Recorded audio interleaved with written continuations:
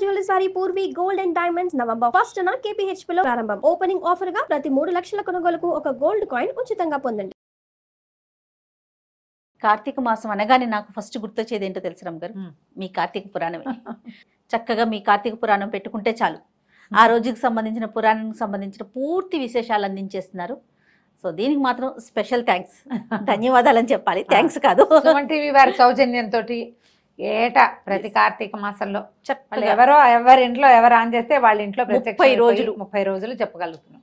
ఈ అవకాశం ఇప్పుడు నేను చెప్పడం వాళ్ళు వింటాం కాదు, చెప్పే అవకాశం రావడం కూడా ఎంత అదృష్టం, భగవంతుని దయ్యే కదా రమ్మగారు, అంతా కూడా అదే అనుకోవాలి. ఎవరైనా మన మాట వింటున్నారంటే ఆ మాట వినిపించే అవకాశం లభించడం ఉంది చూసావా, రాయించుకుని రావాలి. నేను అలా రాయించుకొచ్చాను, మీ వాక్కు రమ్మగారు అది అలా దొరికింది అంతే అవకాశం. అదిగోండి ఇదే రైట్. అయితే కార్తీక మాసం అనగానే కొన్ని అనుమానాలు సందేహాలు ఉంటాయండి. మొదట స్నానం కార్తీకంలో, తర్వాతది దీపం, తర్వాతది దానం, ఉపవాసం, ఇవి ఇంపార్టెంట్. అలాగేనండి. కార్తీకానికి దీపం చాలా ముఖ్యం. కార్తీక దీపంలో పరమేశ్వరుడు ఉంటాడు, ఇది మెయిన్. తర్వాత దానం చేసుకోవటం, దానాలు రకరకాలు, చాలా రకాల దానాలు చేయొచ్చు. తిలా దానం చేయటం, బట్టలు వస్త్రదానం చేయటం, దీపదానం చాలా అఖండమైన ఫలితాన్ని ఇస్తుంది. రకరకాల దాన ప్రక్రియలు. తర్వాత దేవాలయ దర్శనాలు, ఇంట్లో దీపం పెట్టుకోవటం, దేవాలయంలో దీపం పెట్టుకోవటం. చివరిగా ఉపవాసం. కార్తీక నక్తాలని చేస్తారు, పగలల్లా ఉపవాసం ఉండి రాత్రి చుక్కలు చూశాక భోజనం చేయటం నక్తం అంటారు. నక్తము అంటే రాత్రి, కార్తీక నక్తాలు అదే దాని పేరు. లేదా పొద్దున భోజనం చేసేసి రాత్రిపూట ఉపవాసం చేయటం. ఒకటి కార్తీకంలో నక్తాలు చేస్తారు, లేకపోతే పర్వదినాల్లో ఉపవాసం ఉండొచ్చు. అవి ఎట్లా 4 సోమవారాలు, అమావాస్య, ఈ తిథుల్లో ఉపవాసం చేయటం. పగలు ఉపవాసం ఉండటం, సాయంకాలము దీపారాధన చేసుకోవడం, భోజనం చేసేయటం. ఈ విధానాల్లో దేన్నైనా తీసుకోవచ్చు. అయితే కార్తీకం అనగానే మనం శివారాధన స్పష్టంగా వింటాం. కానీ ఈ నెలలో ఉన్న ప్రత్యేకం ఏంటంటే మనం ఒక ప్రధానమైన సంగతి చెప్పుకోవాలి. మా భగవంతుడు కృష్ణుడు చెప్పాడు, మాసానాం మార్గశీర్షోహం అని. నేను మాసాల్లో మార్గశీర్షాన్ని అని చెప్పినప్పటికీ కూడా మార్గశీర్షానికి లేని ఒక అత్యద్భుతమైన ప్రత్యేకత ఈ కార్తీక మాసానికి ఉంది. ఎందుకంటే ప్రథమంగా ఆరాధన తెప్పించుకునేవాడు శివుడైనప్పటికీ కార్తీక దామోదర ప్రీత్యర్థమని సంకల్పం చెప్పే శివారాధన చేస్తాం. ఇప్పుడు దామోదరుడు కార్తీకానికి అధిదైవం. అవును, ఈ దామోదరుడు విష్ణు స్వరూపుడు. విష్ణువు నడుముకి తాడు కట్టబడినటువంటి కృష్ణ స్వరూపమే దామోదర స్వరూపం. ఆయనను తలుచుకుని నువ్వు ఏదైనా చెయ్యి, ఆయన తలుచుకుని స్నానం చేయి, ఆయన తలుచుకుని దీపం పెట్టు, ఆయనే తలుచుకుని దానం చేయి, ఆయనే తలుచుకుని శివారాధన చెయ్యి. ఎంత అద్భుతం కదా. ఏదైనా నేను ఒక్కటే అని మేమిద్దరం ఒకటే కదండి, మేమిద్దరం ఒకటే. శివకేశవుల అభేదాన్ని స్పష్టంగా తెలియచేసేది ఈ కార్తీక మాసం. అద్భుతం, ఇది అత్యద్భుతమైన వ్యవహారం. ఇదైతే ఈ శివారాధన, శివలింగానికి శివారాధన చేస్తూనే విష్ణు స్వరూపమైన సాలగ్రామ ఆరాధన చేయటము, సాలగ్రామాన్ని దానం చేయటము కార్తీకంలో విశేషమైనవి. దీపాలు తులసి దగ్గరే పెడతాం. ఇలా శివకేశవుల ఇద్దరి ఆరాధన కుదిరేటువంటి ఈ మాసంలో ఏదైనా ఒక్క రోజైనా ఉపవాసం, ఒక్క రోజైనా దీపారాధన, ఒక్క వస్తువైనా దానం చేయటం, ఒక్క రోజైనా నదీ స్నానం చేయటం, ఒక్కసారైనా దేవాలయానికి వెళ్ళటం కూడా నెలంతా చేసిన ఫలితాన్ని ఇస్తాయి. పైగా సంవత్సరంలో ఉండే 12 నెలలు 11 నెలలు ఒక ఎత్తు, ఈ ఒక నెల ఒక ఎత్తు. ఎందుకంటే ఈ నెలలో ప్రతిరోజు పర్వదినమే, ఏ రోజైనా ఆరాధన చేసుకోవచ్చు. ఈ తిథిలో కొన్ని ప్రత్యేక తిథులు ఉన్నాయి.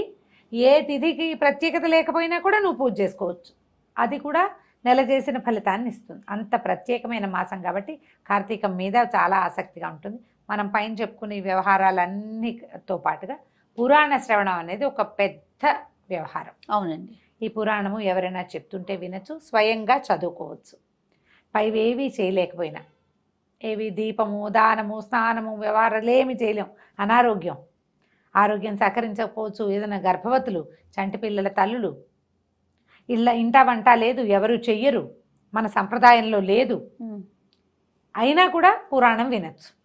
దానికి ఎటువంటి అడ్డంకులు ఏ ఆటంకాలు లేవు. ఇవన్నీ చేసిన వాళ్ళకి ఎలాంటి ఫలితం లభిస్తుందో పురాణ శ్రవణం చేసిన వాళ్ళకి కూడా అంత ఫలితం లభిస్తుంది. ఇప్పుడు ఇన్ని లక్షల మందికి పురాణాన్ని వినిపించే వాళ్ళ దానికి ఏం లభిస్తుందో చెప్పు నువ్వు. మహాద్భుతం కదా రమ్మగారు, ఇంకా మాటల్లో చెప్పలేరేమో బహుశా. అంతే. కాబట్టి ఈ వీటిలలో ఏదైనా చేయొచ్చు. ఇది టోటల్గా కార్తీక మాసంలో మనం ఆచరించవలసింది. ఇంకొక ఫైనల్ టచ్ ఏంటంటే, కార్తీకంలో నది స్నానం ముఖ్యమైనది, సముద్ర స్నానం చాలా అద్భుతమైంది. దీంతో పాటుగా వనభోజనం ఒకటి చాలా ప్రముఖమైంది. వనభోజనానికి ఎవరైనా పిలిస్తే నిరాకరించకుండా చక్కగా వెళ్ళండి. ఏమైనా ఎక్కువ ఔషధ వృక్షాలున్న ఫామ్ హౌసుల్లోకి వెళ్ళగలిగితే ఇక మీ అదృష్టం అది. అంతే.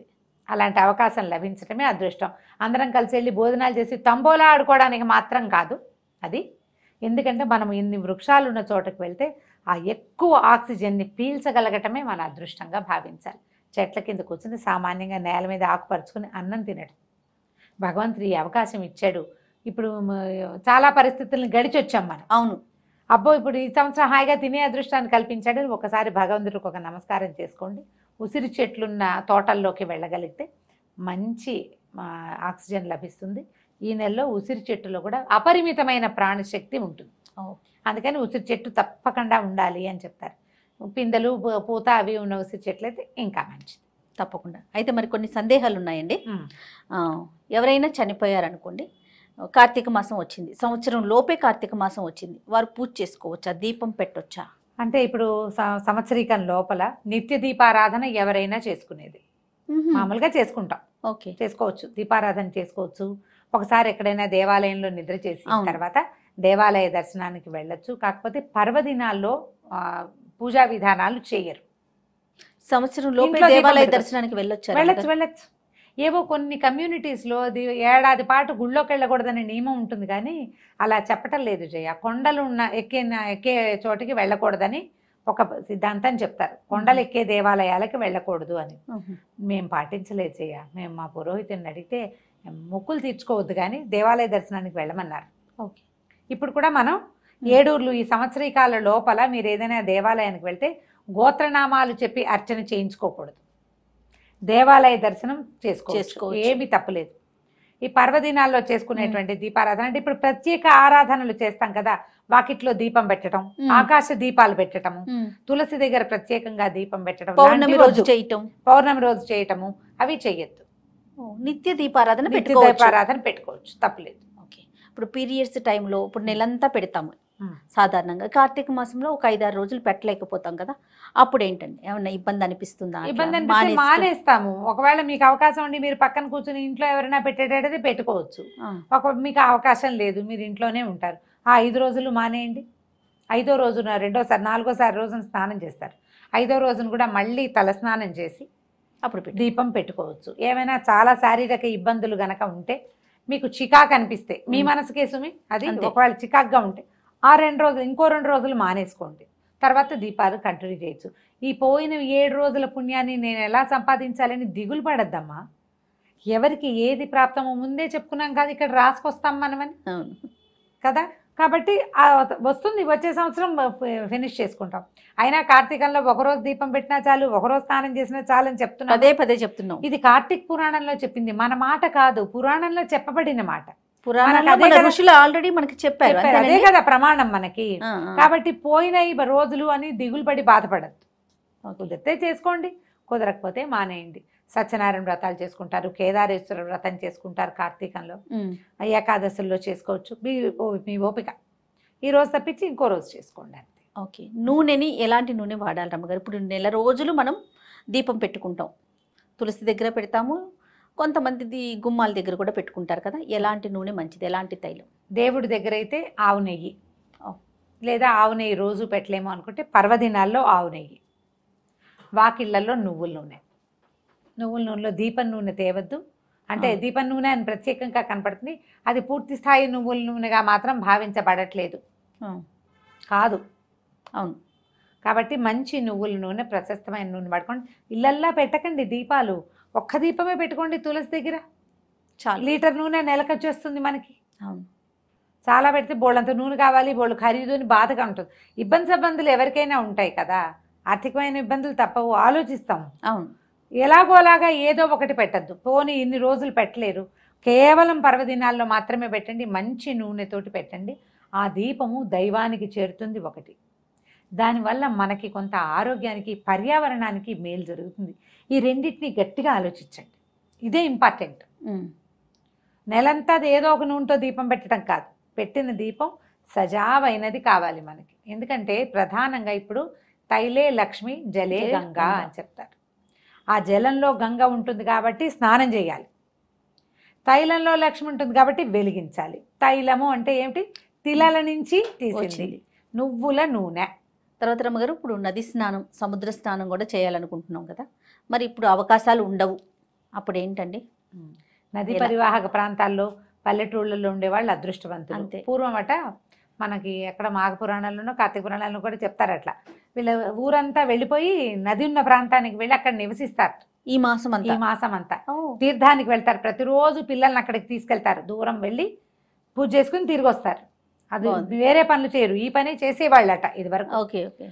మా వాళ్ళు ఎవరో 2-3 కూడా అట్లాగే చెప్తారు, నదులున్న ఊళ్ళల్లోకి వెళ్ళిపోయి ఉండిపోతాము చేసుకునే వాళ్ళము అని.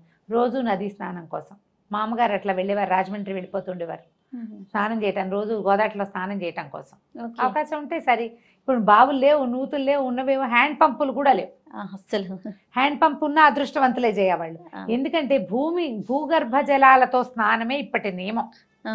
చలి రోజులు కదా, అవును, వేడి నీళ్లు పోసుకుంటే గానీ ప్రాణం ఇదిగా ఉండదు. ఇప్పుడు మనకి ఏమవుతుంది, ఇది ఒక సైంటిఫిక్ రీజన్ ఉందమ్మా దీని వెనకాల, బాగా మనం అర్థం చేసుకోవాల్సింది. ఆశ్వీజ కార్తీకాలు శరదృతువు, దాని ముందున్న వర్షాకాలంలో కూడా అప్పుడప్పుడు సర్రమంటూ ఎండొస్తుంది. అవును, ఇక్కడికి వచ్చేసరికల్లా సూర్యుడు చల్లబడ్డం మొదలు పెడతాడు. ఆశ్వీజంలో కొంచెం పర్వాలేదుగా ఉంటాడు. కార్తీకం వచ్చేసరికల్లా సూర్యుడు తగ్గిపోతాడు, పగళ్ళు చిన్నవి, రాత్రుళ్ళు పెద్దవి. మనకి ఎక్కడి నుంచి వేడి వస్తుంది? వేడి కావాలి కదా, సూర్యుడే కదా మన వేడికి కారణం. ఇప్పుడు మనకి అన్నం అరుగుతోంది, రాత్రిళ్ళు నిద్రపోతున్నాము అంటే సూర్యుడు ఒకడు ఉండబట్టి, లేకపోతే మన వల్ల కాదు. అవును, మనకు ఆరోగ్య సమస్యలు లేవు భారతీయులకి, చాలా తక్కువ. మిగిలిన దేశాలతో పోలిస్తే మనం చాలా బెటర్గా ఉన్నామని. మనకి ప్రధానమైన కారణం సూర్యుడు సమతుల్యంగా ఉండటం వల్ల. ఎప్పుడు సూర్యుడు సమతుల్యంగా ఉండలేడో అప్పుడు అగ్ని ఆరాధన చేయమంటారు. అగ్ని ఎక్కడుంటాడు? మనం వెలిగించే దీపాల్లోనూ, భూగర్భ జలాలలోనూ. జలంలో అగ్ని ఉంటుంది. ఇప్పుడు ఎట్లా ఉంటుంది? మామూలుగా పైకి చూస్తే ముట్టుకుంటే అమ్మో అని చలేస్తుంది, దిగాక చలేదు. అవును, నీళ్ళ లోపల భూ సంబంధమైన జలాలలో అగ్ని ఉంటాడు. ఆ వెచ్చదనం కనుక మనకు ఒంటికి అలవాటైందా, మీరు చూడండి ఓవర్ హెడ్ ట్యాంక్లో నీళ్లు చల్లగా ఉంటాయి. అదే అప్పుడు బోర్ వేయించుకున్నాం అనుకో వెచ్చగా వస్తాయి నీళ్ళు. అవకాశం ఉన్న వాళ్ళు బోర్ వాటర్ తోటి స్నానం చేయండి. ఇంట్లోనే స్నానం చేస్తాం. ఇంట్లో స్నానమే నీచ స్నానం అని చెప్తారు కార్తీక పురాణంలో. అన్నిట్లలో అదేనే నీచమైంది. సూర్యోదయం అయిపోయిన తర్వాత చేసేది కూడా నీచ స్నానమే. ఇప్పుడు 6:15, 6:20, 6:10కి సూర్యోదయం అవుతుంది అనుకో, దానికి ఒక్క నిమిషం ముందు చేసినా సరే. తర్వాత ఇంట్లోనే స్నానం చేస్తాం. బోర్ వాటర్కి ట్రై చేయండి అవకాశం ఉంటుంది. లేదు ఏం చేస్తాం, ఓవర్ హెడ్ ట్యాంక్లో నీళ్ళు చలేస్తూ ఉంటుంది. ఆ నీళ్లు బకెట్ నింపుకొని హరగంగే అని నీళ్లలో గంగాదేవిని ఆవాహన చేసుకోవటం. మంచి శ్లోకం ఉంది. గంగే చేమునోయి చేవ గోదావరి సరస్వతి నర్మదే సింధు కావేరి జలేస్మిన్ సన్నిధిం కురు అని.